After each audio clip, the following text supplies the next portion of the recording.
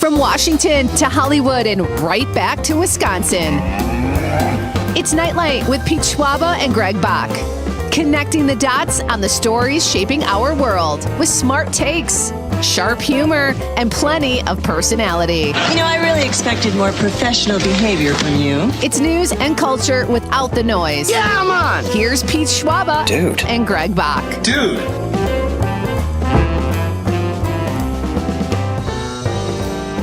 Welcome to Nite Lite, ladies and gentlemen. Happy Wednesday, everybody. Great to have you here. You've made it this far. We might as well keep going because Friday is just around the corner. But even more importantly, as Greg would attest to, Thursday is around the corner, and Thursday is a wonderful day too. But let's rejoice in Wednesday because it's the eve of Thursday. You see how I connected all those dots, Greg? Yes, and you should always be glad it's Tuesday because it's not Monday. Okay, so basically every day is truly a holiday. Mm-hmm. I am Pete Schwaba coming to you live from Northeast Wisconsin and joined as always by Greg Bach, who comes to you live from Southeast Wisconsin, just down the coast, the third coast, as it were. And Dom Lee is in Madison producing the show and working the board and joining us for our usual tomfoolery and great conversation. How are you guys doing tonight? I'm not doing too bad. It's a great day. I'm actually really happy about this day. It's hump day. I just finished my Taco Tuesday yesterday, and I'm having some chicken at home. It's a great day, guys. Great day. Boy, you are easily amused, Dom. I love that. That will carry you far in life. That simple. That's fantastic. I'm chippy, How was Taco Tuesday? Was your roommate? Did he come over? Your former roommate, I should say. Former roommate? No, it was just me. I made tacos all by my lonesome, but sometimes that made it better because I had all the tacos to myself, and I can change it the way I want. It turned out really good. There were like 10 book titles in there. I love them all. Tacos by myself. I can have all the tacos to myself. Come over for sad tacos. Well, that's the thing is that there's a lot of folks out there who could sit at their windowsill as the rain drops down on the glass, Right. just eating their tacos. Like, I don't have any, but you're like, no, man, I'm here by myself. I got all the tacos to myself. It's great. That's how you taco. How are you enjoying the new place? It's really good. I'm starting to fully move in. I did go to the Restore to get a coffee table, and I got a coffee table, and it was cheap. It was nice. So thank you for the tip there. I didn't have to go to IKEA or anything like that. Really good. Fantastic. Awesome. That's good awesome, to hear. dude. How about you, Greg? Did you have a good day? It's a fine day. Another no exciting one. Just living life, doing my thing. Nothing big to report, but that's half the fun of being alive, if you ask me. Because I'll take a humdrum day over walking in here going, I'm just. So Humdrum is so much better than those days packed with drama where you can't even keep up. I totally agree. I'll take a humdrum or a good drum. A bad drum, no, thank you. Right, exactly. Well, we've got a good show tonight. I tried to make here's the mistake I make. Where I live here in Christmas City, USA, I sometimes will try to exercise. I'll get a little walk in while I make calls. It's very hard to do that because here in Christmas City, everyone has a dog that knows how to bark whenever Pete is on the phone. And I have a neighbor who has a dog that just like kind of howls. It's like, oh, sounds like he's dying. And every time I get to that house on my lap, I'm like, okay, I think I can make a business call here. I'll call someone. And today, this guy goes, where the hell are you? It sounded like I was like in a dog graveyard or something. But in Christmas City, USA, buddy. Yeah, we've got charismatic, quirky dogs here. But it's always something, though. It's a leaf blower, a lawnmower. This people where I live love their toys and their all this kind of stuff. So it's always an adventure. But my dog gets like exercise. She gets very animated when people are outside, and I always say the same thing to her when I'm like, "What's going on out there?" And I look, I'm like, "Oh, it's just people living their lives, honey. There you go. You don't have to be so upset about these things." But she's a dog, and that's what she does, and. She accepts that answer?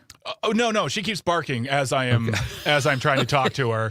She's barking as if the 3-year-old across the street playing with the rubber ball is going to come into the home and somehow snatch her away. I think that's what my dog thinks. But yeah, I still love her very much, and I miss her right now, and I can't wait to get home and give her scritches. Give her all the scritches. Sorry. That was unsettling. Well, but sweet, very sweet, Greg. You're a great dog parent. I can tell that because you. The two things I know, Dom, and back me up in this. Greg is a guy who is in orbit around his wife, which is very nice, and loves his dog, and that says a lot about a man. Yeah. True. Both true. I'm just such a good man. My gosh, oh man, I'm amazing. Right. Just Dom, amazing. just shoot me some ideas how we can bring Greg back down to earth. I was just trying to be a nice guy. I'll text you. You are really good. I'm really good. I'm like, you're a wonderful guy. I'm like an inspiration to kids. Like be like Greg. Like be like Mike. Whatever. Give me my own shoe. What are we talking about? I'm sorry, I drifted off there. He cuts hair. He talks poli-sci. He's a comedian. He does it all. He's a Renaissance radio man. Oh wow! I hope we build. I like to build people up. It's fun. It makes me feel good about myself. So. Oh, wonderful. We have a great show tonight, guys. Yeah, what's going on tonight? What are we doing? Well, it's funny you should ask because at 5:35, after the news at the bottom of the hour, we have one of our favorites here at Civic Media. He is a 21-time Milwaukee Press Club award winner. He founded the Recombobulation Area, and he does he was voted best columnist in the state, I believe, recently. Dan Schaefer will be here at 5:35. Fantastic. We're going to talk about the governor's race in the Democratic field, and maybe we'll dabble in the Republican field if there is a field. Dan will set us straight and tell us what's up, and it is always fun to talk to our pal Dan Schaefer. So join us at 5:35, and then it's kind of like fun news guy night here because both these guys are in the news racket, and they both have personalities and are fun to talk to. Our pal Emerson Lehman, who is a regular on Nite Lite, will join us from Green Bay over the stream. He is the host of Action 2 News this morning on WBAY in Green Bay. So cool. Action News. Action News. That's right. And there's never a dull moment. And Emerson is also an avid pickleball player. And not just like he likes to play pickleball, he's really good at it. He's like ranked in the state. And he's had a fast ascent, Dom. So this is a guy you want to cozy up to, not in a weird way, but just pick his brain a little bit if you get a chance. He was all about racing. Pickle his brain. Pickle his brain.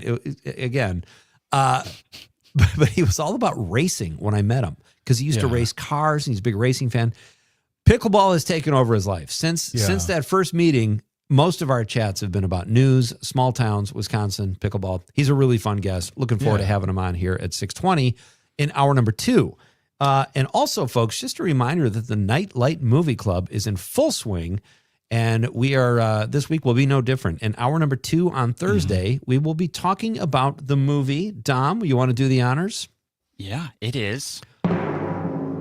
More timpanis. Are we blowing our budget on timpanis? I think we are. It is National Lampoon Vacation. Yes. There you go. That is the All movie. right, sweet. Very I love excited. it. Yes. National Yes. Lampoon's Original. Vacation, not to be confused with somebody else's vacation. This is Vacation.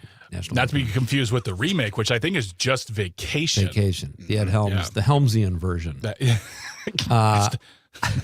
That's funny. I really like that timpani line. Do we have a timpani budget? I don't want to have to dip into petty cash. I just want to come in under budget. So, Dom, easy on the timpanis if you think it's costing us money. Dom! Okay. Oh, okay. What are we doing? What do we Oh my have? God. A DOJ slush fund that's going to bail us out here if we spend too much on timpanis? What the H? That's very good. Very good. Well, thank you, Greg. Very good. Very good. Like You're not just was a saying good- that because I said you were a great husband and dog parent and comedian and all that other stuff. Not in spite nor because it's just part of my good nature, who I am as a human being, as like a glowing example on how to be wonderful. That's who I am. And I am modesty, gonna too. write- I'm very modest. I'm going to write a Greg song. And at some point, I'll unleash it. Dom will do timpanis. Maybe we'll even add other instruments and make it an actual song. I would it'll ask be that if about a song Greg. be written, I would humbly request a song that would be written about me, but which, by the way, it's about time. That's not really humble if you're asking us to write Oh, no, I'm just song asking about- that it's all timpani. Okay. 100%. No guitar, no bass, no synthesizers, no any of that junk. I just want all timpani. And how you frame that and tune that up, that's your problem, not mine. But that's my request, though. We've got that'll be interesting because of the budget, right? Not my problem. We'll have to get it approved. I mean, he just hit the timpani again. So the fact that sorry. Dom Good is luck. great at spending other people's timpani money. But when it comes time to pay the check, where do you think Dom Lee is going to be? Putting Jimmy in his John's. application. Putting in his application. at Jimmy John's. We just got a text from Troy from Mount Horeb, who sent us an article about it. Speaking of stand-up comedy, an NFL player who did stand-up comedy. So we'll have to, maybe we'll dig into that. But speaking of the NFL, there is breaking news, guys. Aaron Rodgers says this is it. Do you believe him? Aaron who? I think his last name is Rodgers, but with a D. He managed to wedge a D in there. Yeah. I don't know. He says this will be his last NFL season, fellas. Who does he play? He plays for the Steelers, right? And that's actually a serious question. I can't remember it anymore. It is. He's on the Steelers. Mike McCarthy is now the coach, so he'll be reunited apparently with Mike McCarthy. I know. Well, I kind of like. I thought he got a bad rap. Is this like a reboot? What is this? I know. Talk about limping into the sunset. My goodness gracious. But he says this is it. We'll see if he... Now when he's weird, it'll just be a weird guy. It's not eccentric because he's not in the NFL anymore. But he'll still have that platform where it's former NFL quarterback and a most likely Hall of Famer Aaron Rodgers. The world isn't just flat. It's like super flat. Weigh in, folks. What do you think about this retirement? As you know, the phone lines are always open here, 855-752-4842, 855-75-CIVIC. And with that in mind, let's get to our question of the night. Let's talk about the question. Okay, question. Question. Question. Pregunta. Question. Question. Hey, I have a question. Questions? This question. Domanda. Question. Question. Questions. What summer food are you looking forward to most? That is tonight's question, folks. It's barbecue season. It's really upon us, even though it's not technically summer yet. But what summer food are you most looking forward to? 855-752-4842, 855-75-CIVIC.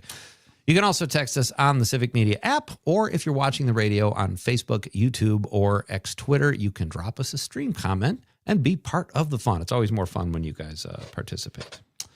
So, hey Pete, you know how people love to be nostalgic and they love to think about the good old days and, like in days of yore gone by, all that kind of stuff? Well, very own Tom Tiffany, United States Congressman here from Wisconsin running for governor, is also going back to the years of 2020 where he is still not he's still not confident in whether or not there was any shenanigans in the 2020 presidential election, and he feels that the FBI investigating Wisconsin is something that needs to happen because we need to find out. Well, we just got to find out what happened. Got to find out what happened there, Pete. What happened? It's such lip service. It's like, hey, I'm still on this, but he knows. He knows. Like as Tom Barrett, former Milwaukee mayor, said, and he's part of a bipartisan group with former Wisconsin Attorney General J.B. Van Hollen.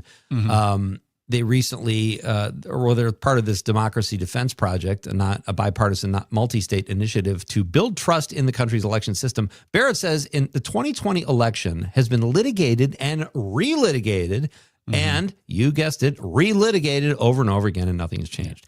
And those are when the case has been brought in front of Trump-appointed judges. There was nothing. This is ridiculous. Well, my favorite part here in this story that we got from the Wisconsin Examiner says, whatever they're searching for, the investigation should be allowed to continue. And let's find out what happened there. Tom, they found out. We're over this. Let us move on and keep telling the people that you want the job, the guy who doesn't believe the election was the election and a guy who also was protecting Donald Trump, who's done many bad things, but we can't get into that right now. But yeah, let's move on from 2020. We're ahead of the game. We already haven't found anything. So there's no reason to continue. I just looked right now. Nothing. Nothing burger, as they say. That's my favorite summer food, by the way. All right, this is Nite Lite with Pete Schwaba and Greg Bach. Wow. Oh, I went back to the back after I spent most of this segment building him up. All right, we're coming right back, folks, on the Civic Media Network.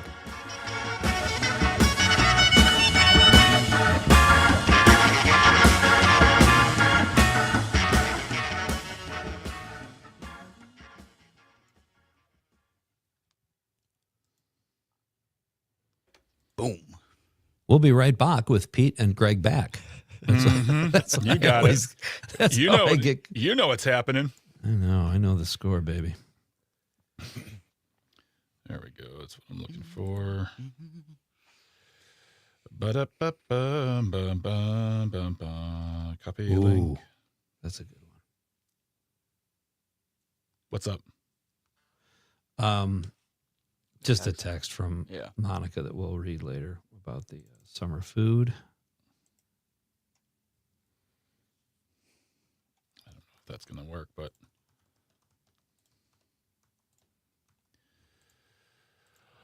Oh boy.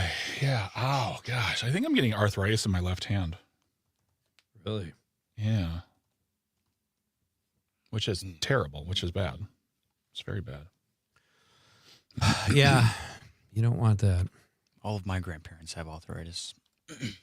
The only That matters. dietary thing I'm going to stick with or be just totally beholden to is non-inflammatory because it makes so much of a difference.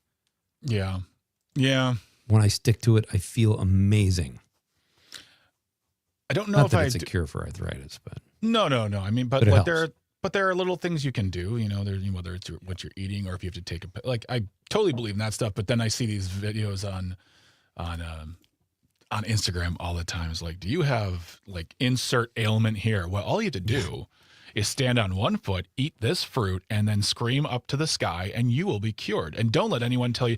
I saw one now. It's like it looks like this absolutely ripped AI Asian man who's just telling guys my age to do Tai Chi. And I've seen that guy. And my wife might like me again, apparently. I don't know. It's just really, really weird.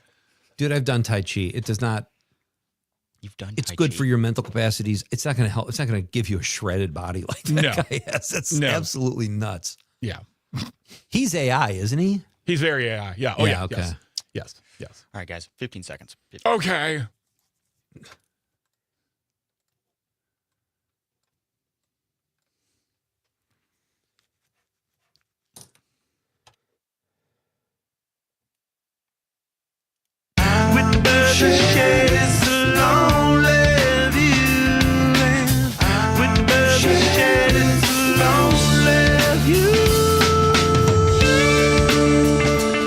Welcome back. This is Nite Lite with Pete Schwaba and Greg Bach coming to you live on the Civic Media Network. It is great to have you with us, folks, on this Wednesday night in sunny, beautiful Wisconsin. I'm going out on a limb and saying it's sunny and beautiful everywhere, even though I only live in part of the state. That's how it works. But it is a gorgeous night here, and I hope you're having a wonderful day. Our question of the night is, what summer food are you looking forward to most? Yeah. Barbecue season is upon us. Everybody loves a summer barbecue. So what food are you most looking forward to? And it doesn't have to be a barbecue. It could be a bowl of Fruity Pebbles, Greg, frankly. Whatever you like to eat in the summer. There are no right or wrong answers. Wow. We like to be inclusive here. Our guest tonight, Dan Schaefer, will be with us after the news at the bottom of the hour. He is the founder of the Recombobulation Area, and we all need recombobulating every once in a while, and Dan will set us straight tonight. And then our pal Emerson Lehman from WBAY-TV in Green Bay will be here in hour number 2. Lots of fun tonight, our fun news night here. Very, very fun news night. Yeah.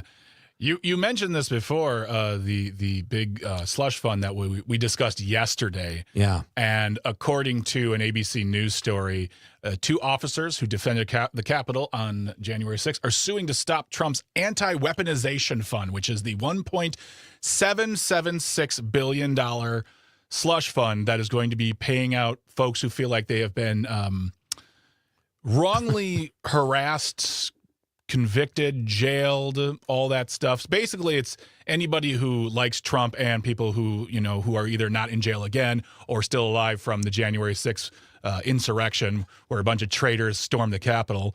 And I always forget about this part. They urinated and smeared feces on the wall. So Classy. that's great.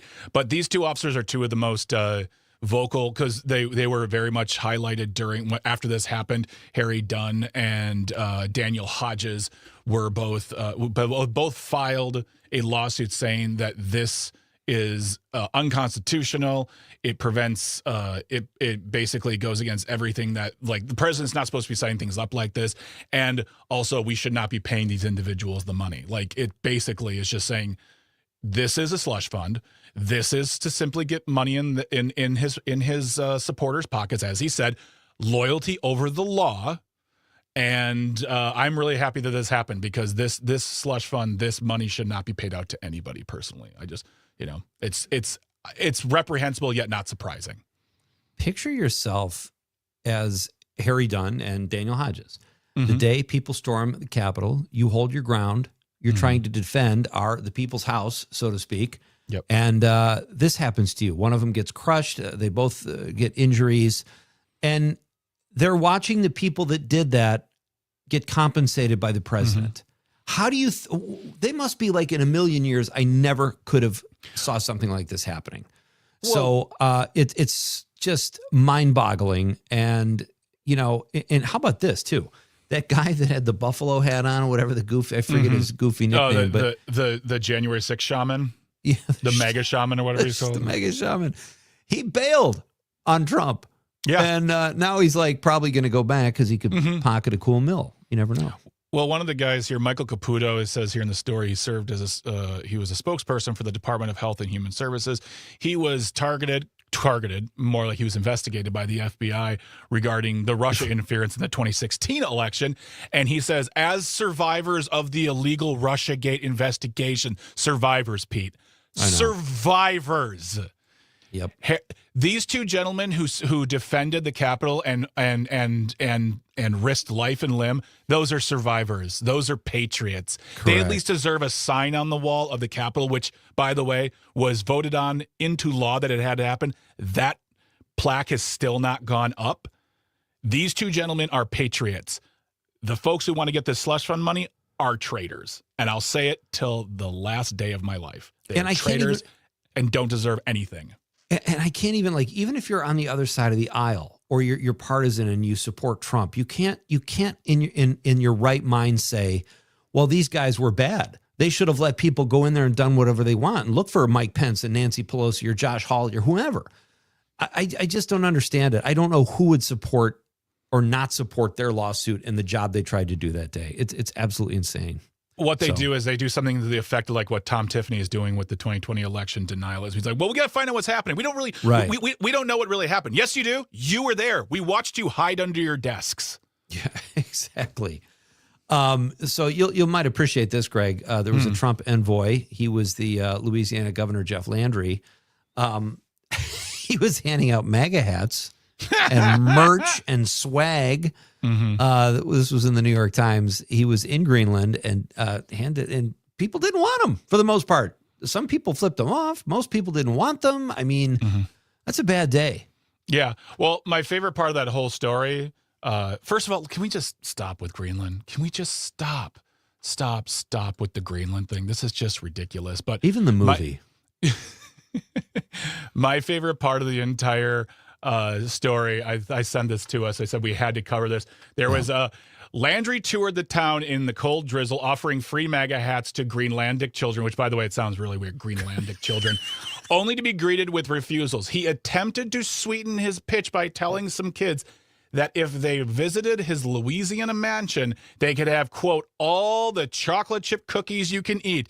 Dude, you're Creepy. just short of saying, get into my van. I've got candy. Yo, weirdo.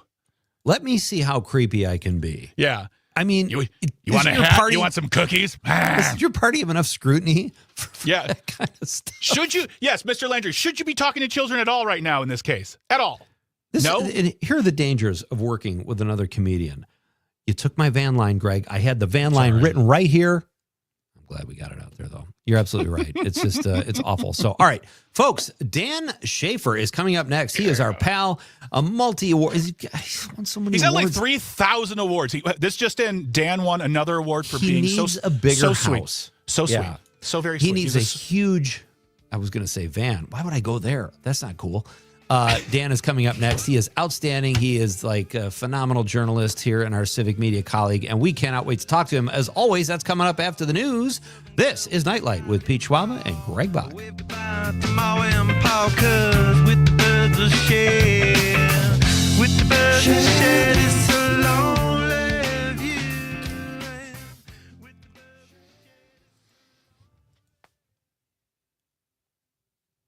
It's Nite Lite, and bring on Dan Schaefer buddy. in the daylight. Dan. Oh, there he is. Hi, I Dan. was frozen. Now I'm not. Hello. Oh, thank How you God. doing, guys? We barely got a smirk there. I'm like, oh, that was awful, but it was frozen. Okay. Thank God for the freeze. Hey, Dan. How we doing, guys? Good. Doing better better that you now you're here. Hey-o. Can I entice you into my mansion with some chocolate chip cookies? Now you crossed the line. Oh, weird. It was fun, and then you made it weird. It's just so interesting how they there's no capacity for self-realization when they speak and they say things like that. Like if you come to like, hey, tiny Greenland children, come to Louisiana, come to my house. I'll give you cookie. Like, how do you not say that and go, what am I doing right now? He knows exactly what he's doing. I always feel bad for staff. I was a political staffer for many years, and I don't care what side of the aisle you're on. Every single staffer, like there are pictures of them just with their head down, fingers between just like, oh God. Right. I can't use folksy to explain this one. Okay. I got to be my mom was the co-chair of the Democratic Party up here in Marinette, and sometimes people from Madison would come up and she'd say, will you drive, Claudia around just to be there in case? Because, there's a lot of Trumpers up here and they got kind of ornery if you knocked on their door. I'm like, sure, I'll go, Mom. I don't know what I'm going to do. Like, I'm not packing heat, like if they want to kill someone, there's not much I can do about it, but I'll drive them. Yeah. I'm sure that Marinette's, they're nice. They're nice up there. I mean, they're just going to, under their breath, be like, They're like everyone's nice. Everywhere I've lived, there've been amazing people. I don't really fall into that argument. Well, the people here are the greatest people in the world. There you go. They're just people. Oh, okay. So I figure like we would. I'll intro you, Dan. I figure we can kick things off with your story about the key retirements and the election, and we'll go there, and then we can move into the governor's race specifically. We can talk about Kirk. I watched the conversation you had. Let's see here. The one with Emily this week. Emily, that was the name. Yeah, with Emily too. That was a good conversation as well. So yeah, we'll just go from there and we'll rock and roll. Sound good? Okay. Sweet. And I can preview a piece that I'm publishing probably tomorrow. That's a big piece on a certain campaign for governor. So, all right. Sounds like a plan, Stan. Kirk was an early sponsor of Nite Lite, fellas. I don't know if you knew that. Oh. The more you know. Wow. There's another radio show that I do in Chicago, and there's been he was like a lead sponsor for them, and I think that's might not. I don't know where that's finito. Headed, yeah, No longer. Yeah. Yeah. I didn't even meet him. I just heard him yell sing once, like he was doing opera on, I think it was Earl's show a long time ago, and I was like sitting there looking at my computer, and all of a sudden he just stood up and started belting out like opera, and I yelled an expletive because it scared me. And I was like, what is happening right now? And then I was explained the whole milieu, if you will. You got his whole deal. Yeah. All right, I'm going to go grab some water, and I'll be right back. I'll talk to you guys in a moment. Sweet. Okay. Come back in a minute, guys. Cool.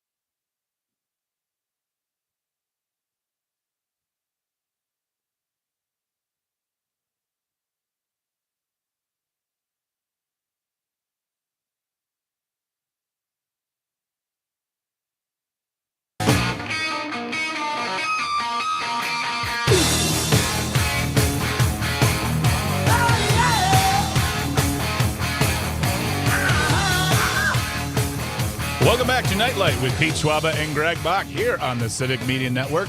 Get in touch. Let us know what you're thinking. Call or text. The number is the same, 855-752-4842, 842-855-75-CIVIC. Leave a comment on our live stream. We're currently streaming on Facebook, YouTube, and the platform we still call Twitter. Still ahead, we'll be having a great conversation with WBAY morning show anchor Emerson Lehman. That will be in the second hour. And from what I've been told, pickleball will be discussed. And then, of course, we wrap everything up with the nightcap here on the show. But right now. Oh, by the way, the question of the night is, what summer food are you looking forward to most? Let us know. Call, text, leave a comment on the live stream. We'd love to hear from you. But let us now welcome our first guest of the evening. He is the founder of the Recombobulation Area, the 21-time Milwaukee Press Club award-winning opinion column and online publication. Yeah, I'm writing all that because I want to make sure everyone knows how award-winning he is. Mr. Dan Schaefer is here today. He's also our Civic Media colleague and our friend. Good afternoon/evening, Dan. How are you doing?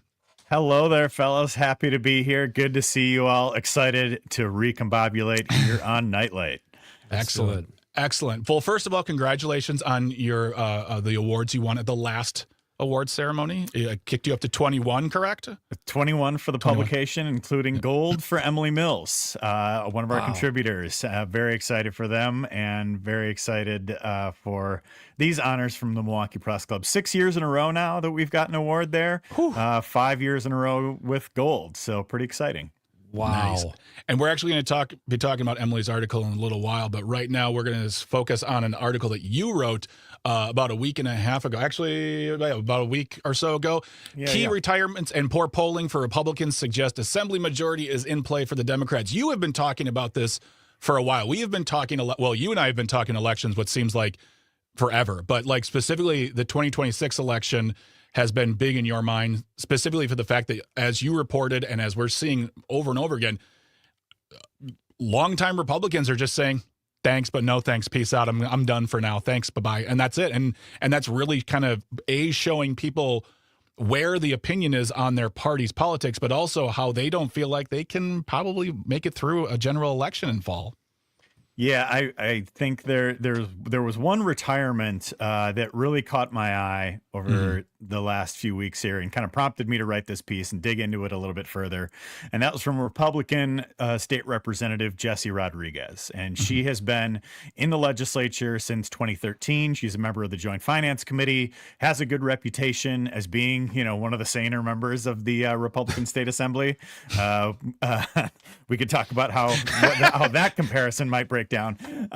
But I think, the fact that she has consistently outrun the top of the ticket in her district, in District 21, which includes much of southeastern Milwaukee County, which includes cities like Oak Creek, South Milwaukee, Cudahy, the Milwaukee Airport, so like the literal place where you can go recombobulate, is in her district at the moment.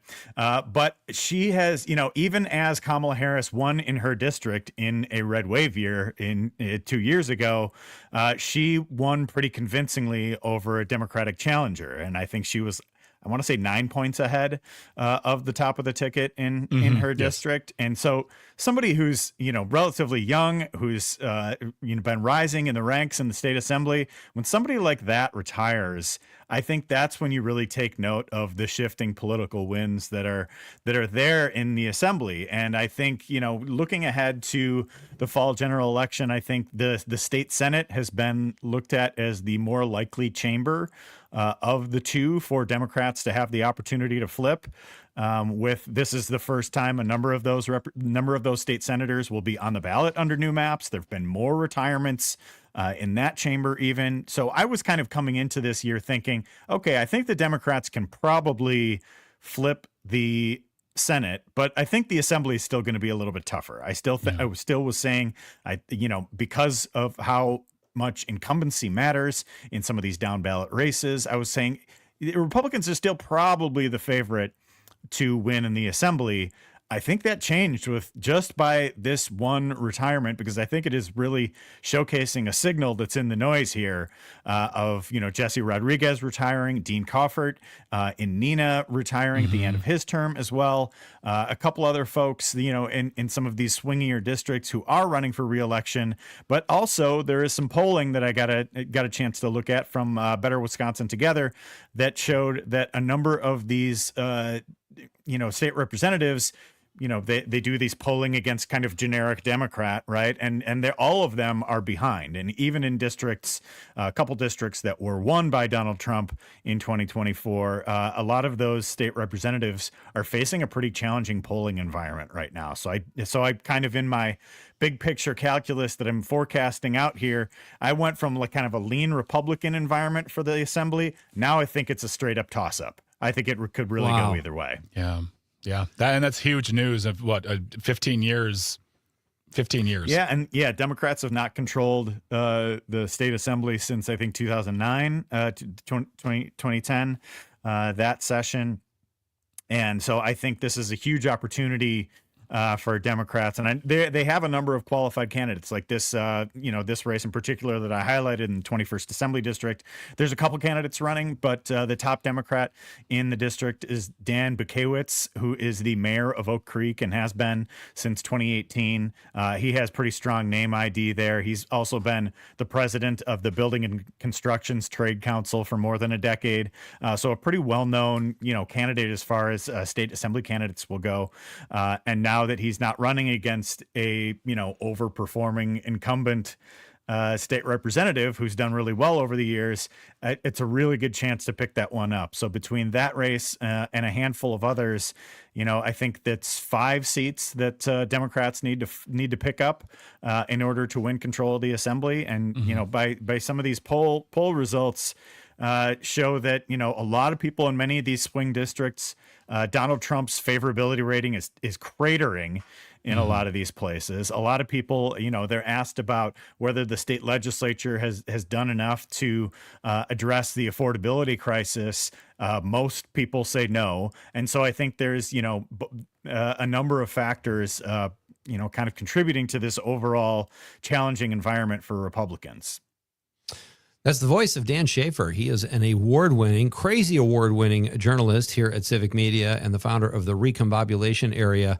Dan, you say Trump's popularity is cratering. I still can't believe it's that high. Who's right? No, I'm kidding. So what do you attribute this kind of these issues with this upcoming election to? I mean, we've got Trump, who is not doing his party any favors, it seems like, especially in Wisconsin. Maybe he has more of an influence still in the South or Southeast, but here in Wisconsin, is it proactive Democrats and grassroots groundswell, that kind of thing? Is it Trump? Is it a combination of the two? To what do we owe this? Because you saying that the assembly is in play really, truly blows my mind. Well, I think it's, it comes down to some of these swing districts that they took a look at. And there's the places, the Fox Valley is one of them. The city of Wausau in Marathon County, there's a district there that's really of interest. In the kind of like northwest part of Wisconsin, close to the kind of the district closest to the Twin Cities, the exurbs there. So these are where some of the most competitive races in the state are going to be. And I think, you're seeing the fact that on the economy, Trump always had pretty strong poll numbers on the economy throughout his first term.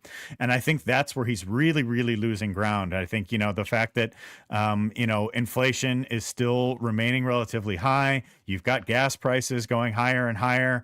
I think a lot of the things that Trump had campaigned on, he hasn't really followed through on as in ways that people have wanted to see.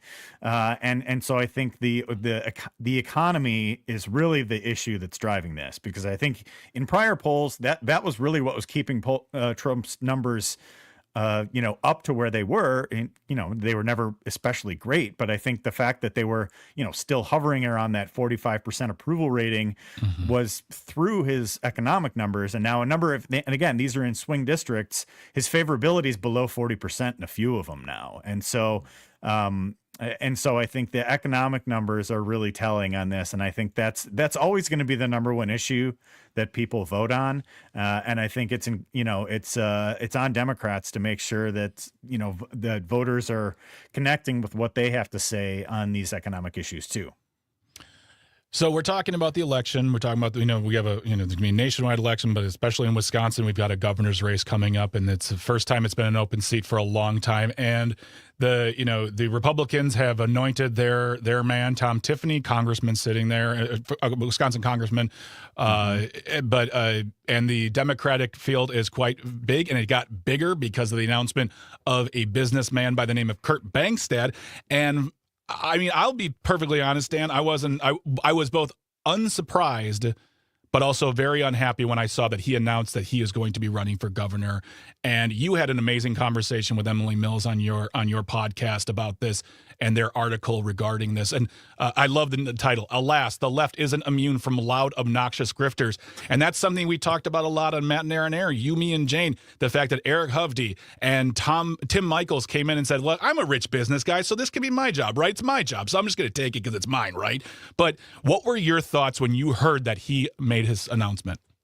Yeah, I just think that, it was, his announcement was coming off the heels of a controversy too, and where he had some pretty despicable things to say about, the incident that happened at the White House Correspondents Association dinner. And, I don't want to repeat any of that really, but I think the fact that it was coming on the heels of that, and it's just, Bangstad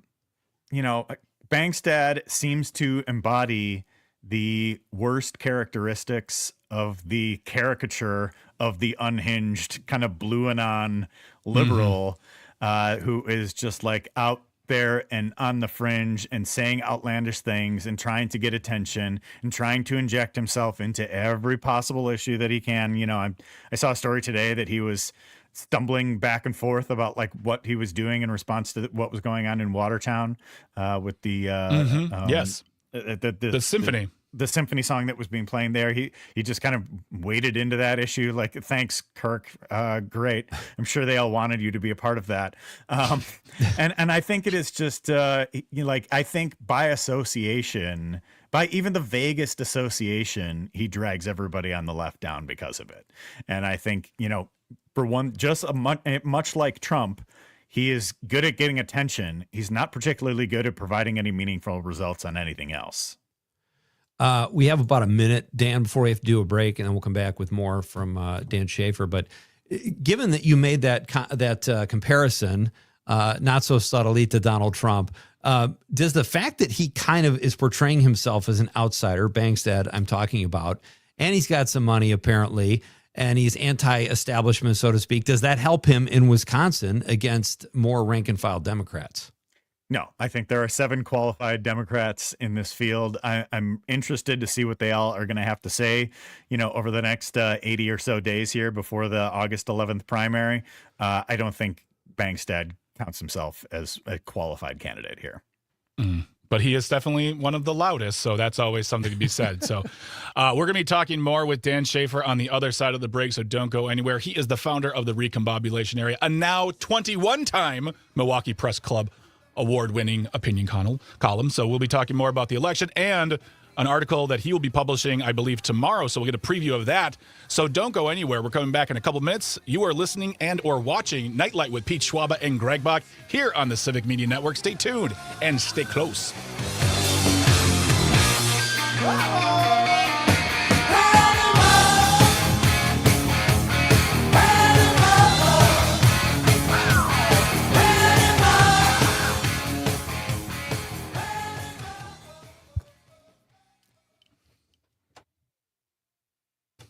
And we are in break.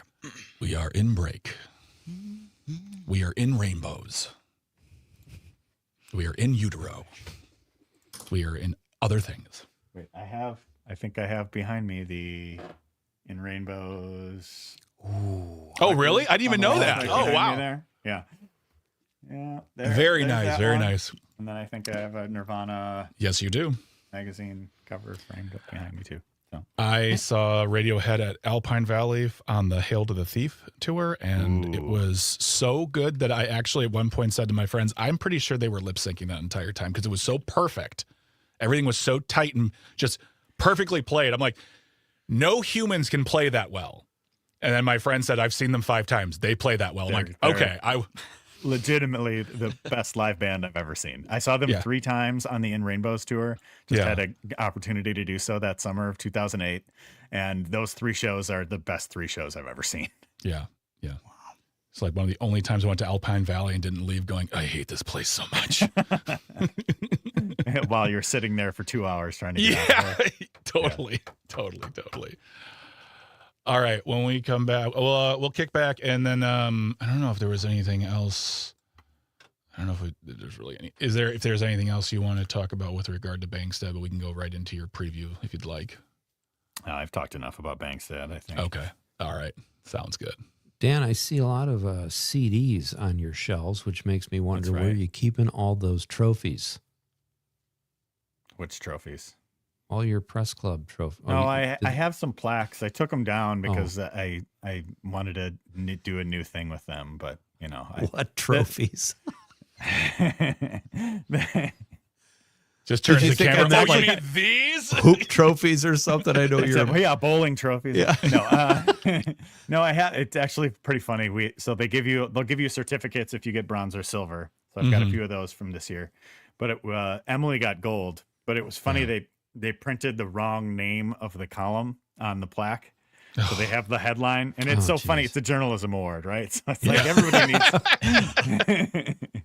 So I don't know what the headline was referring to, but it was definitely not theirs because they wrote a piece about AI and renewable energy and data centers and all of that. Oh yeah, that's right. Yeah, and that was not the headline that's on there. So the headline says Germany surrenders. I don't understand. But my CDs are really my trophies, Pete. Yeah, well said. Yeah, I used to work at a used CD store, so yes, you did. Oh, nice. Wow. I have a great many, like of them 3,000 MP3s. I don't know where the hell they are. They're like on my external hard drive somewhere. I have no idea how to access them. It's awful. 15 seconds, guys. 15 seconds. All right. You know what, Tom? I've had about enough of you.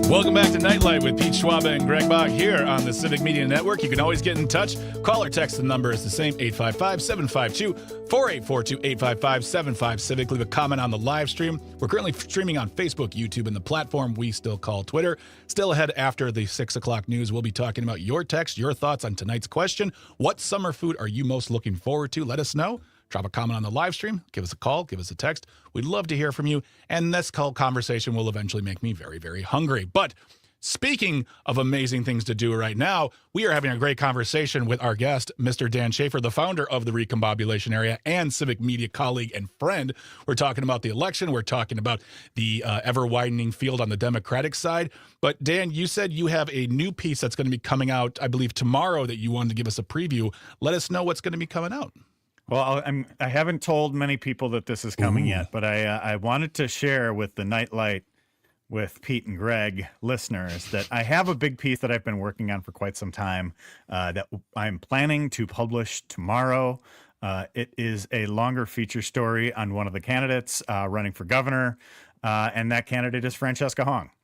And I think she's running a fascinating campaign, and I wanted to learn a little bit more about what was going on with it. So spent some time interviewing Ms. Hong, and I am excited to publish it and for folks to have an opportunity to learn more about this campaign, because I think one of the things that I really wanted to get into with it is that, there are a lot of narratives, a lot of talk about this campaign, and I think that it was a good opportunity to kind of slice through some of the noise and get to what's really happening here. That's great. I can't wait to read that.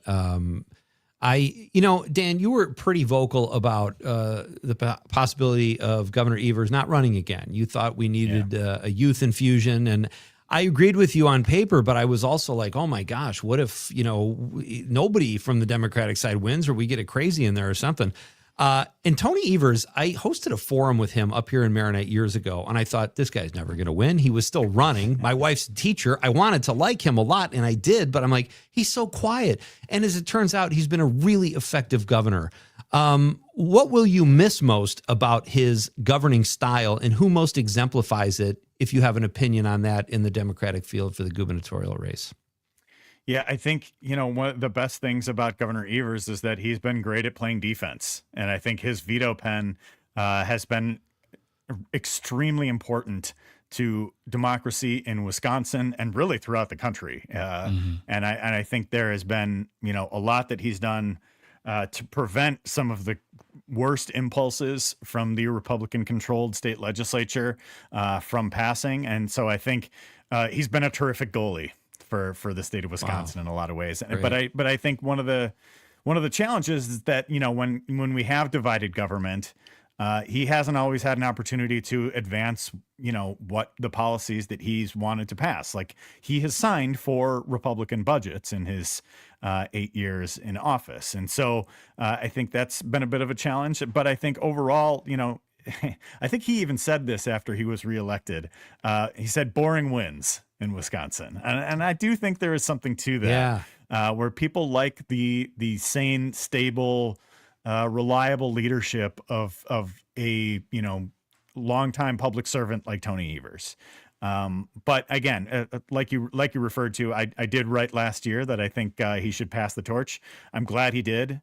I think it's time for somebody new. And I think we do have 7 qualified candidates who are going to, and I'm hoping things start to heat up a little bit here, because frankly, I've been a little bit surprised at the lack of activity and the lack of, kind of much noise coming from these campaigns. There's been a lot of forums. There's been a lot of events going on throughout the campaign. We haven't seen TV ads just yet, where those mailers aren't going out.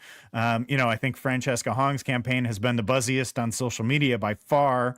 And that's part of why I wanted to look into it more. But I think overall, we saw there was some news last week that Sarah Rodriguez in her campaign and David Crowley in his campaign were making some ad buys with some connected groups. But I think, they got to do something now, because I think once we get past the school year and into the summer, people aren't paying attention to day-to-day news perhaps as much. They're going on vacation, doing other stuff. We've got less than 90 days now between now and the August 11th primary. Let's get going here. We're trying to outbore each other. Well, and I think too is like it's the summertime. It's school's out. It is people planning vacations, people living their lives, but also on top of that, other elections. People are going to start getting those mailers, and when people start getting those mailers, those calls, those commercials, they start to tire of that in very, very fast. And when 8 people want to delineate themselves, it's going to be even harder. So yeah, I mean, the fact that just isn't some basic stuff out there, I was very surprised at. And I wonder if they're all sitting there going, no, you first. No, you first. No, you go first. Like very Wisconsin polite, like, no, you can go ahead. But we only have about a minute before we got to get out of here for the news. With regard to the election, is there anything that's really making you take notice as far as Wisconsin election, whether it's the governor's race or, one of these more local races that we should be keeping our eye on, that you're seeing that's really interesting you? What do I have, like 20 seconds for that? No, I think over the big picture, the big picture of the opportunity that this year presents, I think is really the main story. The first open race for governor in 16 years. Mm-hmm. We've got the first opportunity for first time of fully post gerrymandered maps election in the Senate and the Assembly. And I think there's so often, political movements, when they happen, I think they start in Wisconsin. I think so often Wisconsin is a preview for the rest of the country. And I think it's a really a unique opportunity for Wisconsin voters to have a say here. Great. That is the voice of Mr. Dan Schaefer, the founder of the Recombobulation Area. Check out his work at recombobulationarea.news. We'll put that in the show notes so you guys can check it out. Subscribe to the newsletter as well. You will not regret it. It's great local reporting that is very much award-winning. So check it out. Dan, thank you so much for being here. I hope you have a very fantastic weekend. Thanks, fellas. Be well. Thanks, Dan. Thank you very much. All right, when we come back, we'll be talking about the question of the night. What is the summer food that you are looking forward to most? Taking your texts, your calls. getting your opinions here on Nite Lite with Pete and Greg. Stay tuned.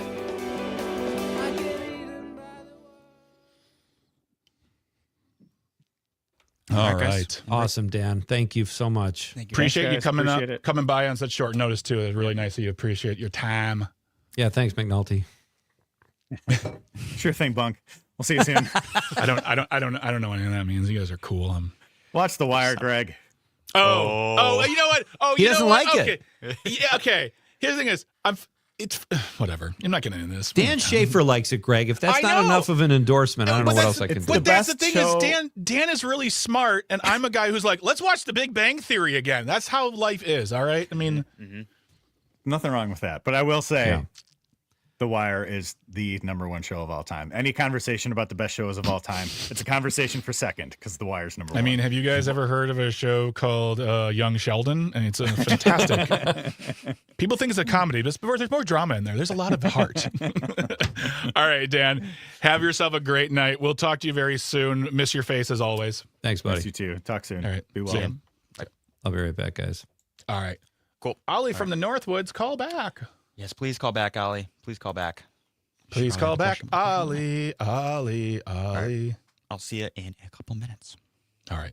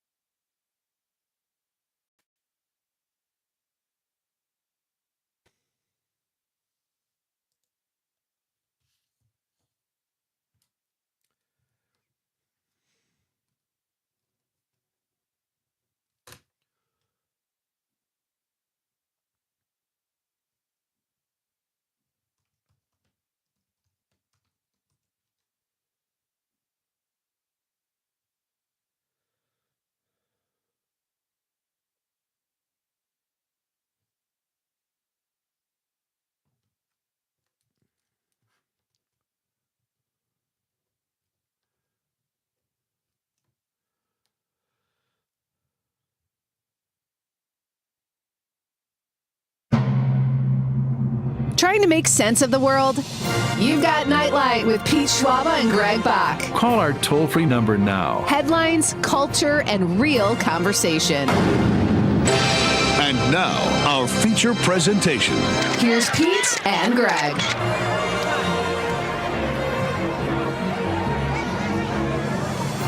Welcome back to Nite Lite with Pete Schwaba and Greg Bach here on the Civic Media Network. You can always get in touch with us. Call or text. The number is the same, 855-752-4842, 855-75-CIVIC. Leave a comment on that live stream. We are currently streaming on Facebook, YouTube, and the platform still called Twitter. Still ahead, we'll be speaking with Emerson Lehman, who is the morning show anchor on WBAY, and we'll be talking about, really about lots of stuff. I don't know what's on the docket here. He's just a fun guy. He's a fun guest because he talks about his job. He approaches it with great enthusiasm. And, he does a side gig on WBAY called Small Towns, which is a great kind of magazine show about small towns. And nice. Good dude. I'm looking forward. That's coming up in just a little bit. And then, of course, we'll be wrapping everything up with the nightcap, so don't go anywhere. We're going to be hanging out. If you missed the first hour, we missed our conversation with Dan Schaefer, who is the founder of the Recombobulation Area. You can simply go to civicmedia.us/shows, look for Nite Lite, download episodes, listen to them at your leisure, anywhere you'd like. Download them as a podcast, and get in touch, get caught up, and be here part of the conversation. And we tomorrow, as a reminder, tomorrow's movie club in the second hour, we'll be discussing Vacation. Oh, a third time? Way too late. Sorry. Dom's going to sink the company. My gosh, like bankruptcy. Why? Too many timpanis. It's an automatic. I feel like you're timpani crazy right now. Like you really love that timpani. You love that dramatic pause, that dramatic, just. Yeah, and you did it, and it's just too late. Did you have that? I didn't. Did you have that fear just for a moment, Tom, when Greg first made that joke about the timpani budget, like where you were like, "Oh my God, it's a timpani budget"? Yeah. When I was a young guy, when I was your age, man, I that's all I thought about. What did I do? What did I? And you're not like that. You're much more confident than I was. But I would always be like, "Oh no, what did I do now?" Yeah. Always get nervous. Yeah. Mm-hmm. Yeah, me too. It was like, am I going to get in trouble? And people will be like, for what? I'm like, I don't know. Give it time. Let's see what happens. Just something. And But Dom's tomorrow- like, what do I owe you guys? What do I owe the company for the timpani thing? I'll reimburse you. I don't want, $1.776 billion. Where can I get that kind of money, I wonder? So tomorrow night's movie club, we'll be talking about the movie Vacation. Don't play the timpani, and discussing the film, the history, our thoughts on it, and we want to hear from you. So of course, every Thursday we do the movie club here on Nite Lite. So join us for that as well. But without any further ado, we're going to restate the question of the night and get into some fun conversation about your answers. That's right. Your answers. Let's Play that talk music. about the question. Okay, question. Question. Question. Pregunta. Question. Question. Hey, I have a question. Questions? This question. Domanda. Question. Question. Questions. The question is, what summer food are you looking forward to most? Again, give us a call. Give us a text. Number is the same, 855-752-4842, 855-75-CIVIC. Leave a comment on the live stream. We are on Facebook, YouTube, and the platform we still call Twitter. You can also get in touch with us via the Civic Media app. You can call or text there as well. And if you want to get in touch with us with regard to a guest idea, topic idea, or just let us know how we're doing, Nite Lite at civicmedia.us, NITELITE at civicmedia.us. Now, normally, we'd start the whole thing with our opinions and our thoughts, but we have a call on the line from Ollie in the Northwoods, and that, for me, takes precedence. Yes. Ollie gets to the front of the line. Ollie, good evening. How are you doing, Hey, dear? Ollie. Hi, guys. Well, I needed to call quickly because they turned my station from Nite Lite over to the ball game.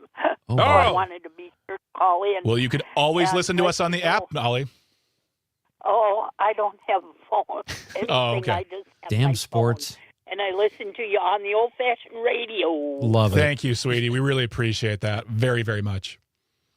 I just wanted to say that I'm looking forward to grilled steak and some homemade potato salad. Very Doesn't nice. that sound yummy? It sounds. That We're sounds coming by, amazing, Ollie. Ollie. Yeah, Ollie, we'll be up there in about 3-4 hours.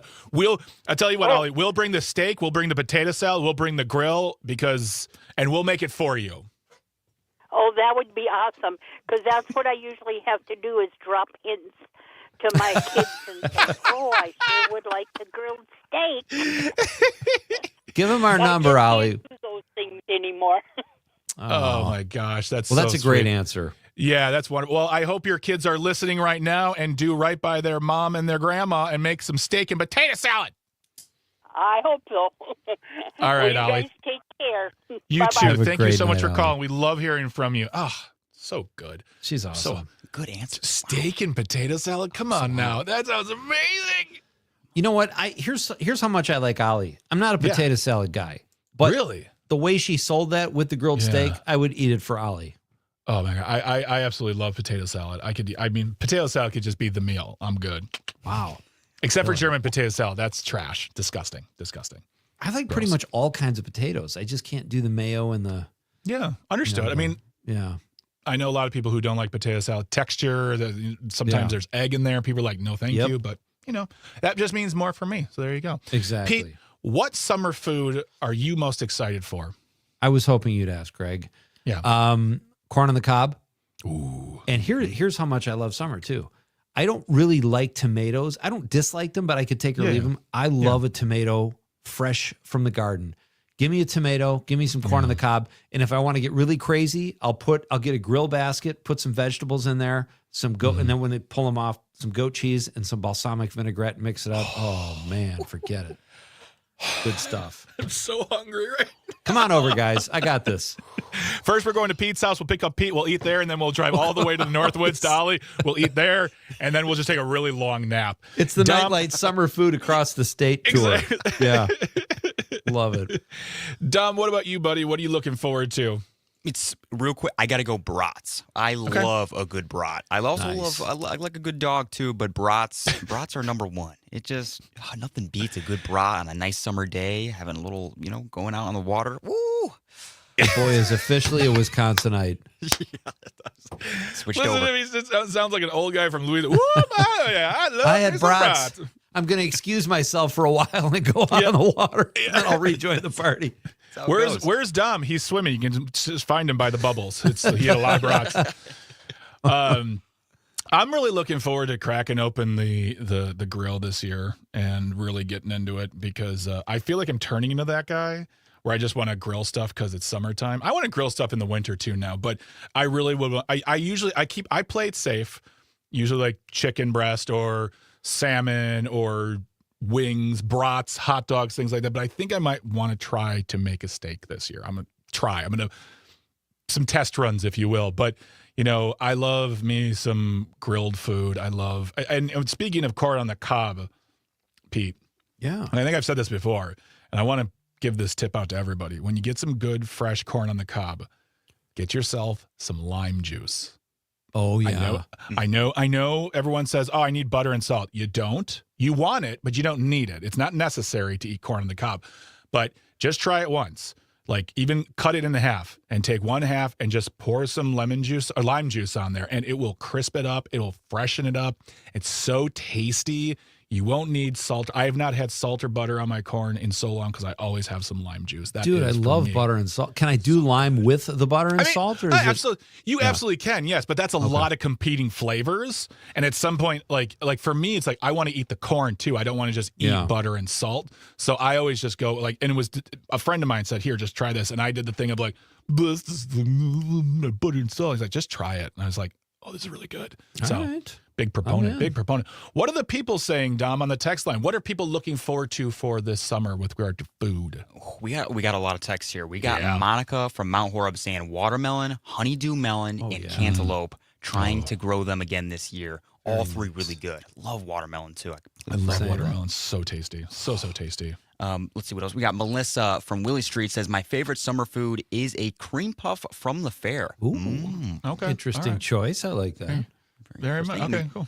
So what else we got? We got Brett from Brown Deer saying, in this economy, the food I'm looking forward to eating this summer are the 2 steaks we put on layaway. Only 3 more payments. Oh, Brett. Oh, Brett. Yes, smart Alec. Yeah. Always comes in with that. He's good. We got Jack from Merrimack saying favorite summer food is definitely sweet corn, no matter how it's cooked. By the way, about your comments at the start of the show, tomfoolery has been one of my best friends ever since I was a child. That's very true. So he does exist. He does. He's like a leprechaun. You got to find. You find tomfoolery, you get a pot of gold. He's Jack's bestie. I love it. We got John listening on Columbia County. Says sweet corn and garlic, spicy pickles. Oh, wow, that's interesting. Never had that. Lovely. Anything. Oh, I love garlic. Oh, my goodness gracious. And let's do one more, and then we'll go to the Facebook Absolutely. responses. Yeah, we got Tony the Trucker texting in, says, gents, all the fresh veggies from my garden, especially tomatoes. All right. Love it. Thank you so much. Let's move it on over, slide it on over, rock it on over to the Facebook page where we got comments on this as well. What we got, Pete? We got Mike says garden fresh vegetables. Sarah Jean says my mom makes these creamy cucumbers with fresh cucumbers from the garden. It's so good over mashed potatoes with meatloaf. And she put a picture on there too. If you want to go to Facebook, it looks looks like a creamy delight. Looks dynamite. Thank you, Sarah Jean. Amazing. We've got Amanda Nimmer who said, Sarah Jean, recipe? She's asking for the recipe. That's so gauche. Anyway, Amanda, I hope you're enjoying your week off. Gauche. What's that? But Sarah Jean said, I'll get it from my mom. So there you go. I love when people bond over social media. Yeah. Rich Tallarico, our buddy who was on last week, says, hot clam chowder. Nice. On a nice humid day.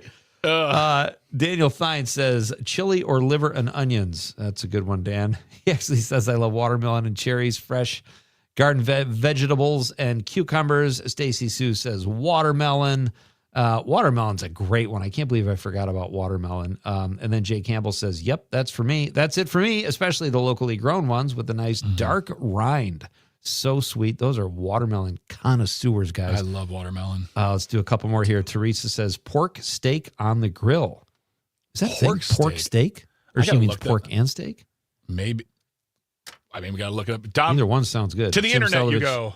Says pretty much anything cooked on the grill. I'm with you, Jim. Well done. Katie Gray says big fat tomato sandwich. And then Jay says sweet corn grilled. All right. Those are great answers. Pork steak is a real thing, by the way, guys. Pork steak is a real thing.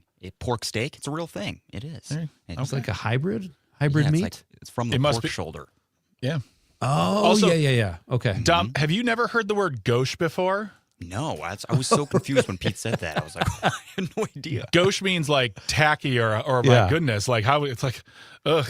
Like if you walk up to a person and say, what kind of dress is that? Oh, why would you ask that? Or how much did you make on that? That's gauche. That'd be the talk of the neighborhood. Yeah. Oh my gosh, we don't talk like that. We did more decorum. My goodness gracious. Ask me for a recipe.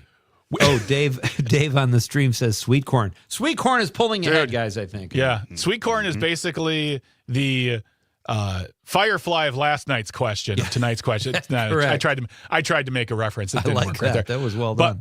But we will get to more of your thoughts and your texts and your ideas on tonight's question. What summer food are you looking forward to most? But we got to take ourselves a quick little break. But when we return, we will be talking to Emerson Lehman, WBA morning show anchor, as well as pickleball enthusiast here on Nite Lite with Pete Schwaba and Greg Bach. So stay tuned, stay close.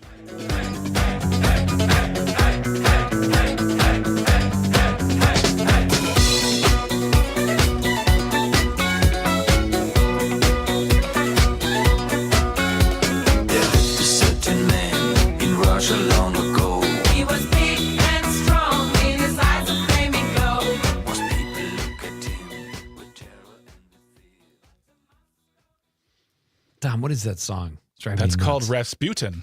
Yeah. By Boney H.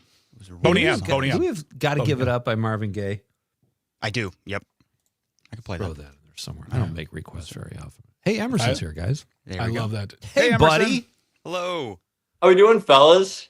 Good. How are you? Doing well. Have you not been on this show since I left Green Bay, the studio? I thought you were on. No, man. This is the first experience doing this virtually, so we're gonna see how it goes. I don't have the cool microphone like you guys do. Oh, we can hear you fine. It sounds great. All right, well, that works. Cool. Greg Bach, Dom Lee, Emerson Lehman. There we go. Pleasure to meet you, fellas. Pleasure to meet you. Great to have you. Yeah. Welcome back. Welcome to Nite Lite 2.0. Yeah, I appreciate it, man. This is quite the different setup. I dig it though. Yeah, I have to say, I liked having a place to go every day. I like getting out of the house, but the drive, I do not miss the drive, I will say. You just got to get out for a nice scenic walk in Marinette now. I do that. He can't. If he does that, dogs everywhere. I mean, dogs love Pete Schwaba. I'm trying to get some business done, and I got howling dogs everywhere, and people going, "Where the hell are you?" So it's kind of weird. But I can identify with that, Pete, because for the longest time I used to drive from Kenosha to Waukesha every day for this when when WAUK was there, and when they're like, "Hey, would you be okay with us moving this whole operation to Racine?" I'm like, I wouldn't mind that at all. Yeah. Well, and you got a nice studio there too. I know. Look at historic. This. It's beautiful. It's beautiful. All right. And John Murray gave me some steak cooking advice too. Although I would like to get a rare recipe. I'm not big on medium rare or rare plus. If you like steak and you like rare, next time you go to a steakhouse, order rare plus. They'll know what you're doing. It's amazing. I like the old phrase, just knock the horns off, wipe its ass, and bring it in here. Never heard of that. Really? 15 seconds, guys. That was gauche.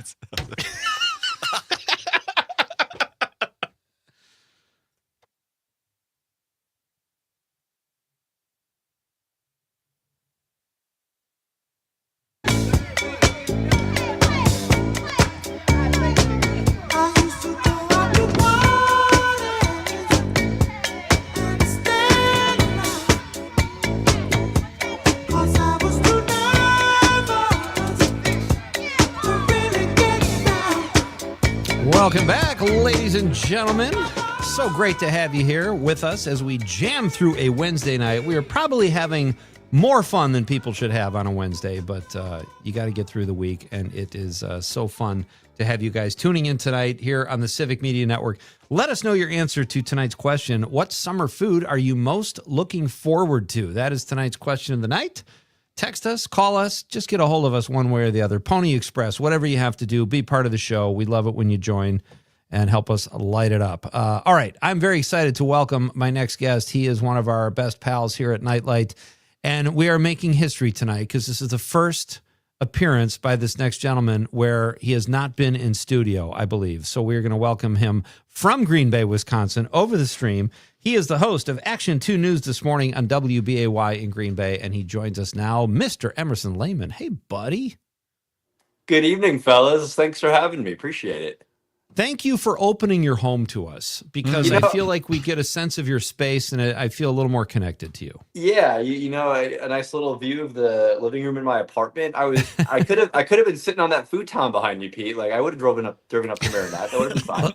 Listen, you're the second Green Bay resident, Dr. Lyerly, if that is your real name, who has mentioned the futon. So you're always welcome. And I have a little bit of a bone to pick with you in a fun way. Okay.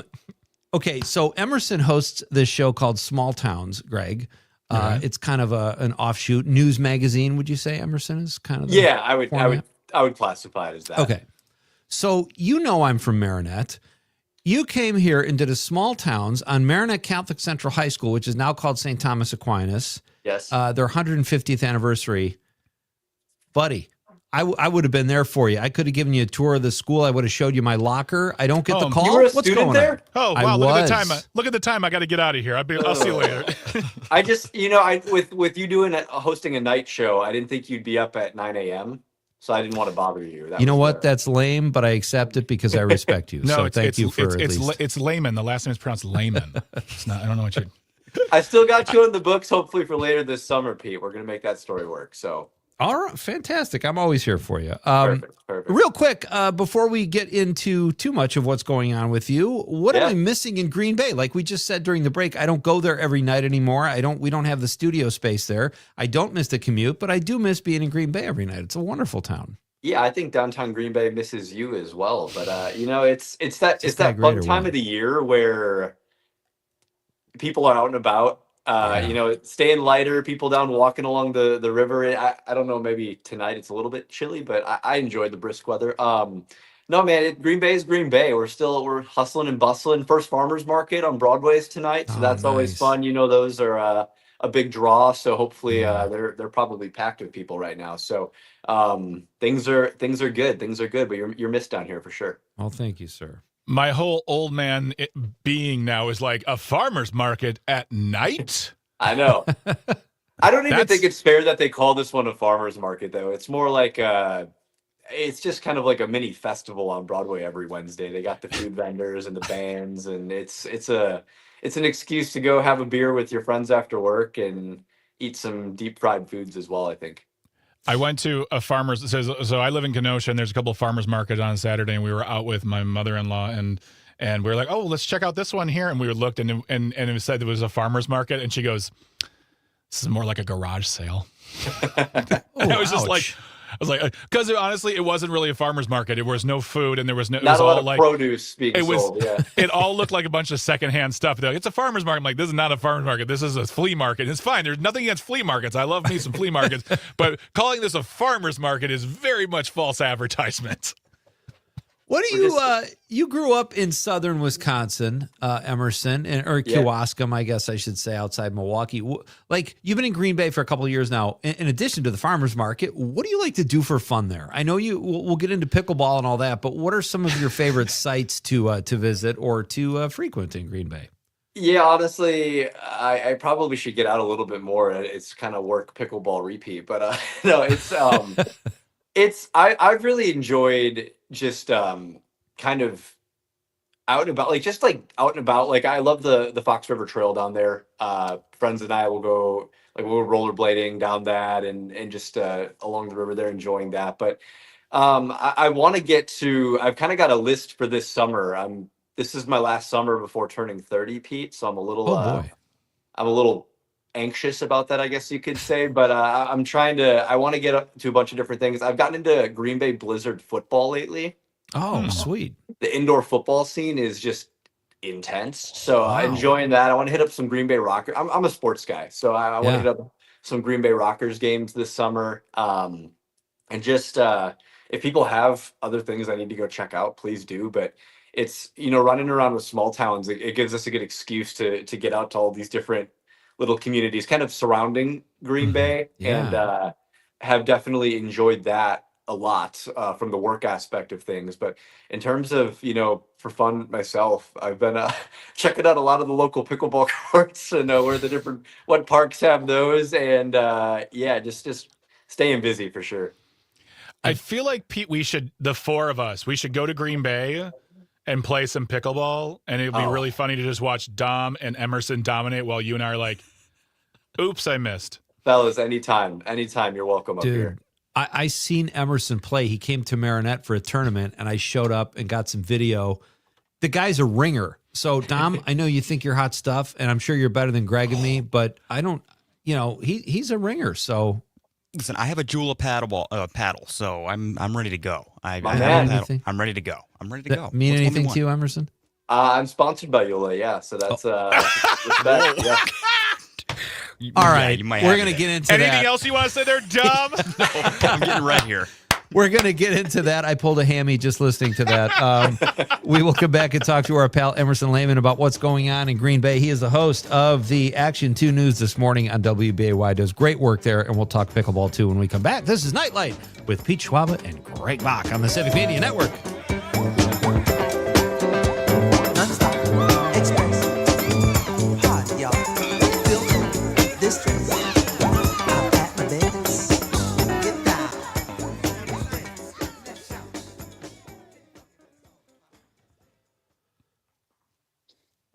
Whenever I hear that song, I just think to myself, oh, man, what's his face and Pharrell got to write a check right now. Robin, what's his face? Robin Thicke? Thicke, thank you. Thank you. I almost said Robin Ford, wrong Robin. I thought you were going to say Alan Thicke. Nope. Emerson, have you seen Conrad or talked to him? I know you guys don't live in the same complex anymore. No, dude, he messaged me a couple weeks ago. I feel bad. I put in some good words for him, but it's really all I can do at this point. And he keeps messaging me like, "Hey, I put you down as a reference for this or that." I'm like, "All right, perfect, dude. waiting for him to come talk to me, and they just haven't. So I hope he's doing. I think he got a gig. Okay, did he really? Good. I believe so. Yeah. So I saw him. He was at, I think, Packers training camp. He was doing something for. He looked like he was there in an official capacity of some sort. So I don't know what it was, but maybe he's trying out. Could be. Could be. Wow. He's not pushing 30 yet. He could swing it. Yeah, I would say so. Are there any chief concerns you have, Emerson, about turning 30? Like, I'm not gonna lie to you, man, and I'm gonna knock on wood because I'm superstitious, but I like an Achilles tear is my biggest fear. I think. Yeah. Like I'm doing like I do so many like stretches and stuff just like around that part of my body just because I would be miserable if that happened. So I'm really, again, all the wood in the world that doesn't happen. But I am 48 and I currently just have a low key Achilles irritation all the time. Yeah, it just always hurts. It always hurts. I feel like you hear everybody though, like once you turn 30, it's like 50% every time you do something athletic. Either it's going or it's not. And I mean, wow. That's like I'm definitely exaggerating those numbers, but I just feel like it just feels like that in my head. So I'm yeah. Maybe you should just hang it up. Just hang the paddle up. We're done. Pass that it was over a to beautiful Dom. moment. Dom mentions the brand. Dom, I'm so sorry. I didn't mean to drop. I'm more it like impressed. that, man. I'm more impressed than anything because I just got the paddle. I'm kind of just into pickleball. Like I'm just learning about the kitchen and things of that nature. I've been playing quite a few times, but yeah, man. And I gotta say, man, the older generation is so good. Like, I was playing with and like aggressive. And aggressive. 70 and 80-year-old man, they know how to ball. And they do. Yeah, they do, man. They do. They know how to pickle, baby. They know how to pickle. So. Yeah, when we mentioned yesterday that you were coming on the show, Emerson, and Pete mentioned pickleball, Dom was like, "Oh, really?" And we're like, You guys, they're like, "He's pretty good." I was like, "Yeah, but yeah." Oh, sure. How good is he? Yeah. Oh, that was fantastic.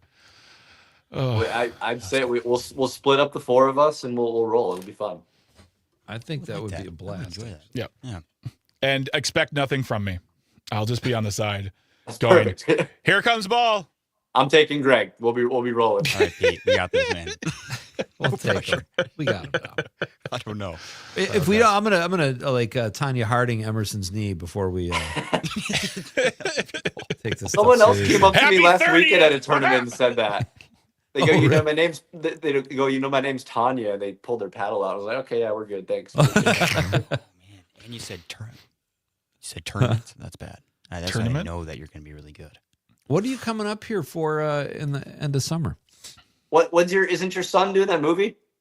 Oh yeah, well yeah, September probably most likely. September, yeah. That's I'm down to do that if you guys are still welcome Absolutely. to have us for a day. So absolutely, yeah. I forgot we talked about that. That's right. I'm still available to act too. You know, I'm here to help with whatever you need. Done. I told Pete whenever he writes something that they need a news anchor or a news reporter for, I'm there. Because you see a lot of them in movies. Like honestly, when something's shot like in Chicago or LA, I recognize all the news anchors. So why not? You know, that would be fun actually. We'll talk. Let me. Because we have a radio report about the 41 Bandit, the Highway 41 Bandit in the movie. Okay. Maybe that could be a TV report, and you could be giving the report on the TV. That could be kind of fun. I'd be all about it, man. That'd be so cool. All right, we'll talk. That's funny.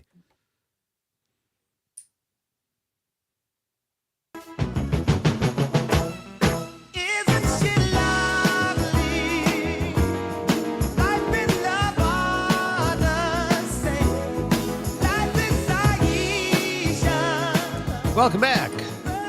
I'm Pete Schwaba, coming to you live from Northeast Wisconsin. Just down the coast in Radio Park in Racine is Greg Bach and Dom Lee holding down the fort in Madison. We are the Otter Hay Triangle. And it is great to have you with us tonight. Our question is, what summer food are you most looking forward to? I think grilling season is officially upon us, so be part of the show, folks, and let us know what you think. Right now, one of our Nite Lite best pals is with us, Emerson Lehman. He is the host of Action 2 News This Morning on WBAY in Green Bay. He does a great job there and also hosts the show Small Towns, and you can see those episodes on the WBAY website, correct, Emerson? People can just go there and... Yeah, if you head to Okay. WBAY.com, we've got a Small Towns tab right on there. You click on that, and it'll take you to every episode that we have done, every episode my predecessor did. You can check it all out right there by the click of a button or a finger tap on your phone. And yeah, we go to some pretty cool places. So go check it out and inspire yourselves for your summer travels to go check some of these spots out.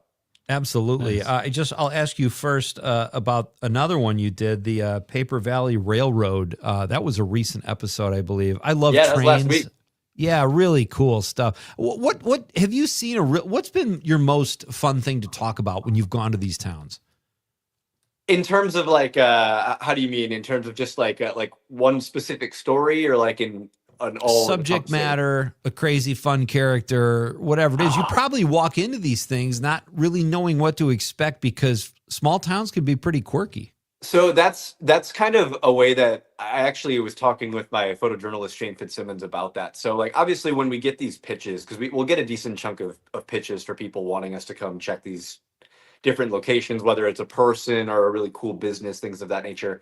And like we do our vetting process to make sure it's legitimate and they're good people. Like, you just checking that whole journalistic integrity process up. But once we get through the basics of that, I don't really do deep dives into them because I want it to be as authentic as possible when I get there to ask these questions. And if I go into a deep dive and I know all the answers to these questions already, then I just feel like it takes a little bit of that authenticity away from the visit. Totally. Whereas I get up there to, I'll use Porterfield, for example, up by UP. We did a sawmill up there earlier this year, and family-run sawmill. I had never stepped foot on a sawmill before, so I'm just walking around like a kid almost, like, oh, look at the big trucks and all the really crazy saws, and oh, that's how they make 2x4s, like, things like that. Like you take all this stuff in.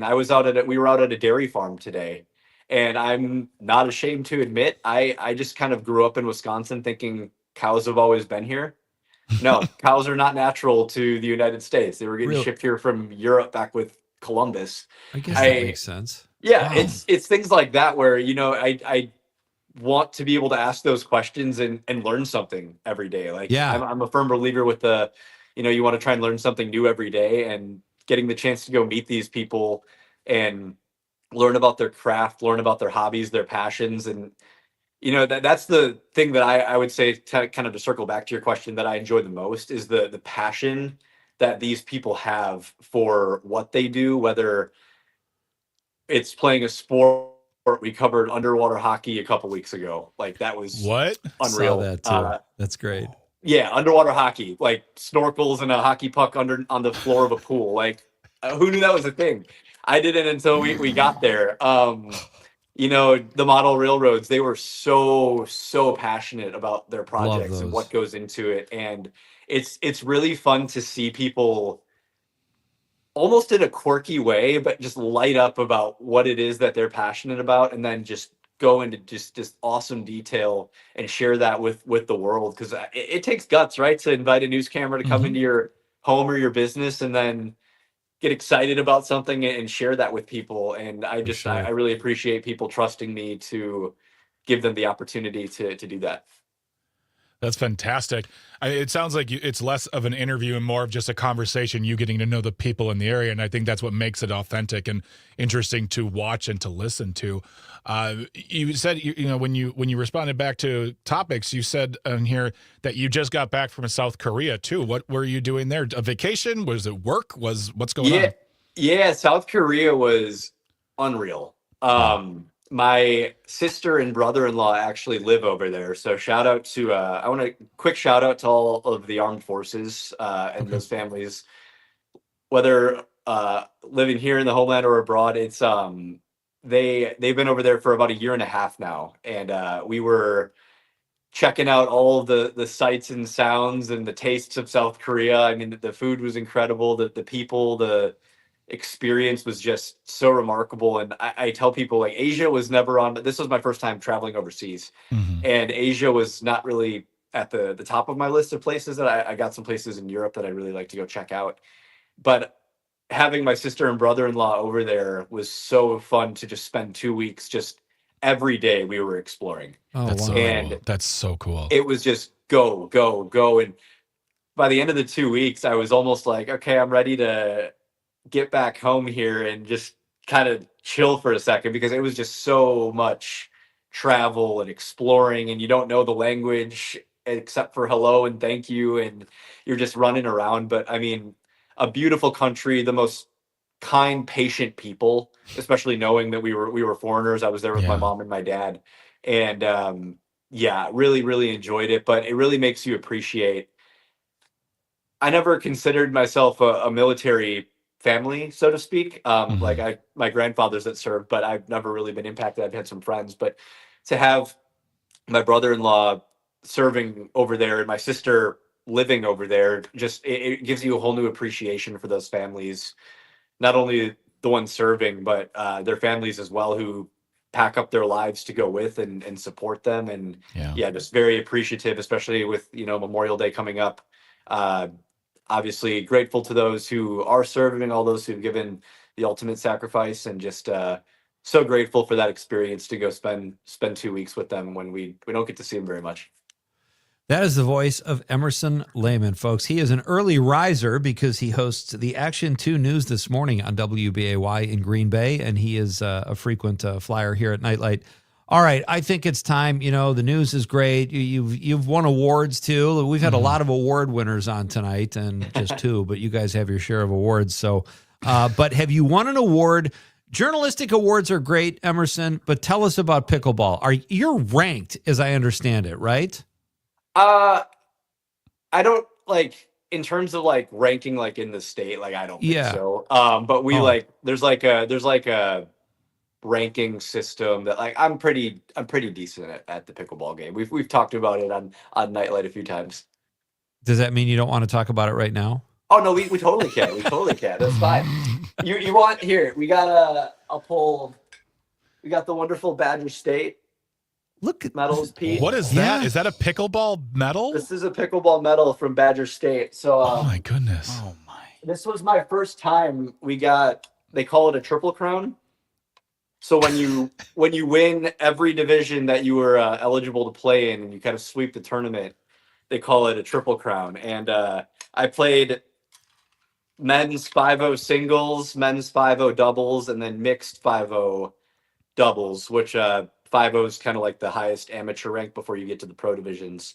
Whoa. And we swept the weekend in Wausau back in, I think that was January into February, that first weekend of February. So I was pretty pumped about that. So yeah, that was it's the Triple Crown. So you're the Secretariat of Wisconsin Pickleball. I would say amateur pickleball, maybe. I guess you could say that. It was no, man, it was so fun. They host the Badger State games over in Wausau, and that's where I learned how to play. So we were talking with Dominic. The 70 and 80-year-olds can really ball out on the pickleball court. They're good. They're so mean sometimes. That's where I learned was at the local YMCA in Wausau, and it was probably 60, 70-year-old ladies that were just running me and my friend around the court. And we played a lot. I got a little bit better, and it's so fun to go back there I try and get back there for a tournament every winter and every summer, just to kind of see my old friends, people who some of them used to watch, some of them used to play with me back there, and just to go back and visit with them and see the old stomping grounds. And then to sweep, it was pretty special as well. That was one I don't think I'll forget for a while. But no, there was we had a tournament in Green Bay a couple weeks ago. They had 3 pros that were there, and my partner and I got 4th. So we at least put up a fight with the pros, but we didn't get on the medal stand like we wanted to. So we're I'm definitely not the best in the state by far. Yeah, I don't want to 1v1 you anymore. You're 4th best in the state. All right, humble. my God. Wow. Dom, do you have any questions for Emerson? You are new to the game, and I love it. I'm glad to hear you're playing, man. That's awesome. Yeah, the biggest question I have is what is the hardest for you to play? Is it singles or is it doubles? Because I've heard both sides. Which one? Yeah, I would say it depends how much you want to run. Like people think people think, oh, pickleball, it's a smaller court. Well, that's true, but also that means the ball's coming back that much faster than in tennis. So like they try and compare it. I would say singles pickleball is a lot more comparable to tennis in the sense of you're just trying to rip the ball as hard as you can past the person, where in doubles it involves a lot of touch, a lot of finesse, kind of a lot of strategy that goes with it. So I think they both have their challenges and they both have their benefits. So I would you're definitely you're definitely tired after a singles tournament, but I've been exhausted after doubles tournaments too. So they each have their own challenges that you have to kind of grasp, but you just got to figure out what I tell people to play both, because I think one can kind of complement the other in different aspects. A question for you, really. Well, first of all, I feel like just watching for me would make me tired, but that's a whole other story between me and my doctor. Where is the step, Emerson, where we see a table or a podium and you walked to it and you go, today I announce I'm becoming a pro. I'm going pro today. Thank you to all my sponsors, my family, all over the world. Like, is there a version of the story, Emerson, where you are a pro pickleball player? People ask me that sometimes, and as much fun as it would be, I think to do that, like, these pros out there aren't just people that are picking up a paddle and going, I'm playing Friday, Saturday, Sunday, and they're just remarkable at it. Like, they are training 8 hours a day. They're playing every day for 8. Like, they are putting in that work. And maybe if the pickleball boom was 10 years earlier and I would have started playing it in college a bit, there could have been a shot where I would have been like, oh, I want to try this for a year. But I've got a pretty decent career that I'm proud of in the news industry right now. So I don't really want to put that on pause to go train as a full-time job to play pickleball. So maybe like they have a senior tour. So if, things are still rocking when I'm 49 years old, I got 20 years to go. Maybe I'll jump on the senior tour and do that. All right, baby. I have hope. You've already got a trusted face in news. If you became a pro pickleball player, you'd be the most trusted face in pickleball. And I think that's something to be very proud of. It'd be fun to combine the two. Yeah, that'd be neat. Absolutely. Hey, buddy, as always, great catching up. Let's do it again soon, and we'll talk movies soon. Fellas, it was so fun. Thank you for having me. And watch our Small Town Special Monday at noon on WBOY.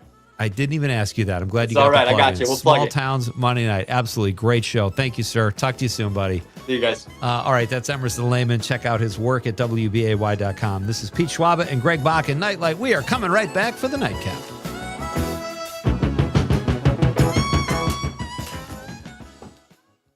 Thank you guys so much. Appreciate it.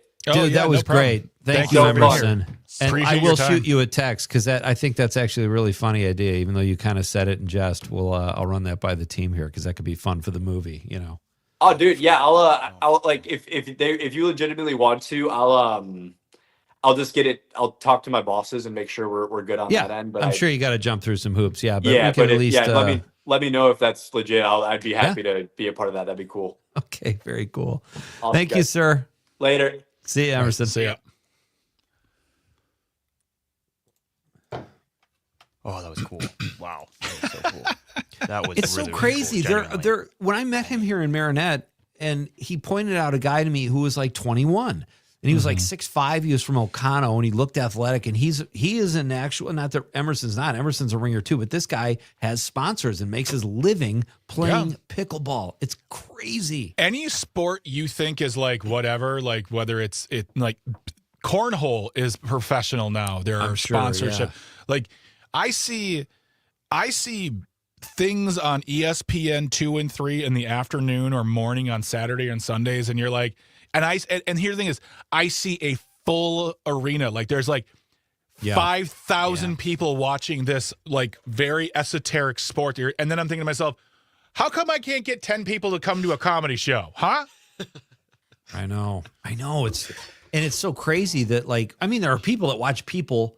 There are people who watch people play video games. I mean, they're not fussy audiences. So if you can crack some kind, and cornhole is one of those things like where I still don't even like calling it cornhole, but I don't like calling it bags. Bags sounds stupid.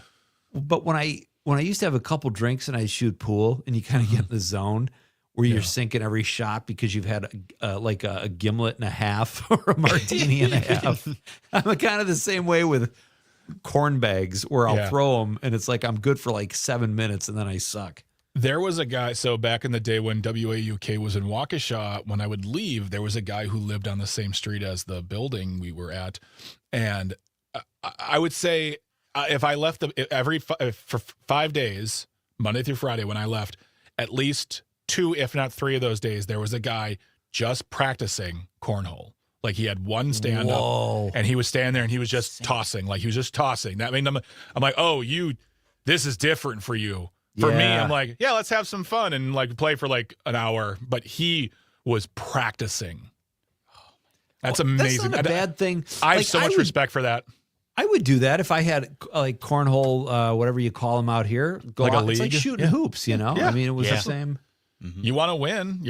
I mean, some people are playing to win. There you go. So, all right, when we come back, I'll throw it right to you, Dom. Cool. Do we have, by the way, we don't have a guest tomorrow. It's just the movie club, correct? We have no guest? I don't think so. But we'll talk about that later. Yep. 10 seconds. Oh, jeez.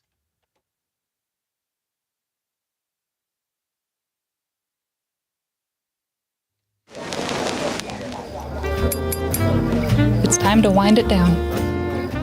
Let's take a moment to look back and ask, what did we learn today? This is Nightcap with Greg and Pete.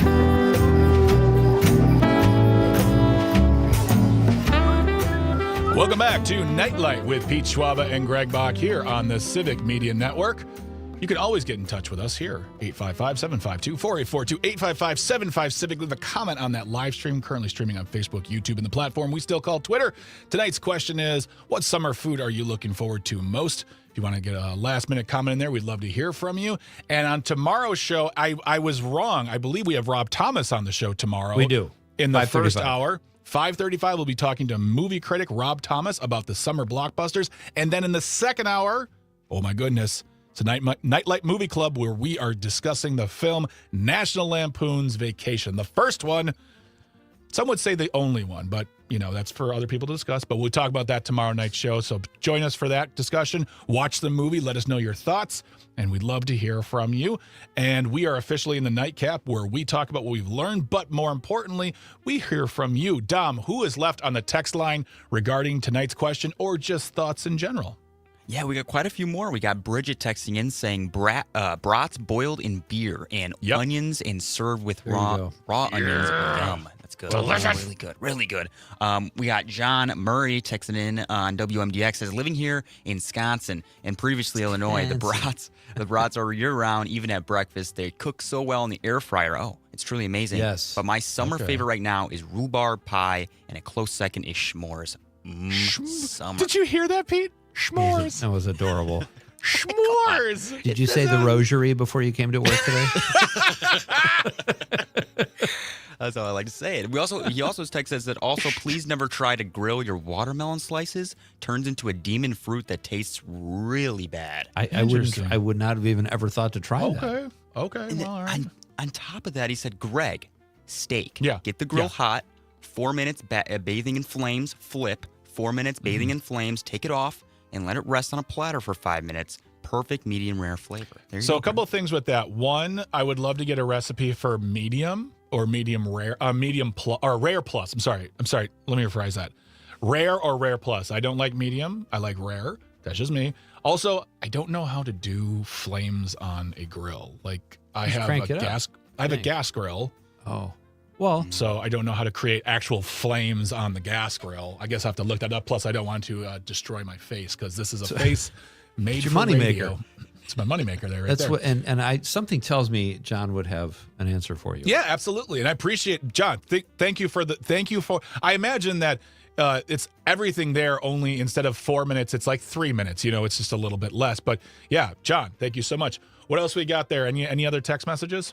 Yeah, Melissa from Louis Street also says, okay, just made me think of another one, rhubarb pie, and I make a mean one. Rhubarb is really good. So, That's John's better half, Melissa. Okay, there we go. Oh, we got Karen for texting in on WAUK. Says fresh raspberries from my backyard. And then Nick from Marshall says sweet corn and watermelon, also strawberries. And then John texting in on WMDX says also rhubarb and peach and apple crumble. I grow them all.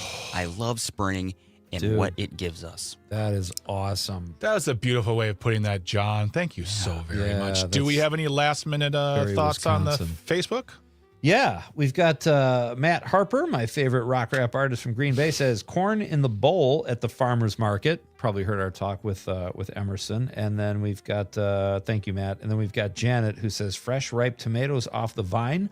Summer is the only time I really eat tomatoes. Samesies, Janet. I'm with you. It's weird. It's a refreshing food if you think about it. When it's like crisp and fresh, and you can just like cut them into slices and pop them. Just boom. My wife makes a meat, and it's not. I mean, nothing taken away from Bridget. I love her very much, but she'll all of a sudden will make the